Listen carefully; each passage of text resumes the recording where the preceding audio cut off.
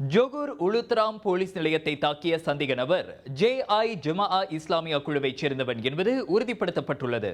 அந்த 34 வயது ஆடவன் சம்பவ இடத்திலேயே சுட்டுக் கொல்லப்பட்டதாக தேசிய போலீஸ் படைத்தலைவர் தான் ஸ்ரீ ரசருடீன் ஹுசேன் தெரிவித்தார். பின்னர் உளுத்ராமில் உள்ள அவனது வீட்டில் மேற்கொள்ளப்பட்ட சோதனையில் ஜமாஅ இஸ்லாமியா கும்பலுடன் தொடர்புடைய ஆவணங்கள் சில கைப்பற்றப்பட்டன.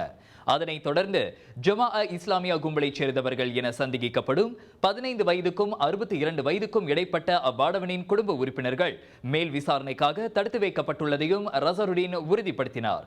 முன்னதாக இன்று அதிகாலை மணி 2:54 வாக்கில் உளுத்திராம் போலீஸ் நிலையத்தை குறிவைத்து மேற்கொள்ளப்பட்ட தாக்குதலில் 2 போலீஸ் அதிகாரிகள் கொல்லப்பட்ட வேளை மற்றொருவர் காயமடைந்தார். முகமூடியுடன் கருப்பு ஆடை அணிந்து பாராங்கத்தியுடன் போலீஸ் நிலையத்திற்குள் அத்துமீறி நுழைந்து தாக்குதலை மேற்கொண்ட ஆடவனும் அந்த தாக்குதலின் போது போலீசாரால் சுட்டுக் கொல்லப்பட்டான். பணியில் இருந்த 2 போலீஸ் அதிகாரிகளை பாராங்கத்தியால் தாக்கி அவர்களிடம் இருந்த துப்பாக்கியை பறித்து அவ்வாடவன் சுட்டதில் மற்றொரு போலீஸ் அதிகாரி வலது தோள்பட்டையில் காயமடைந்ததாக கூறப்படுகிறது.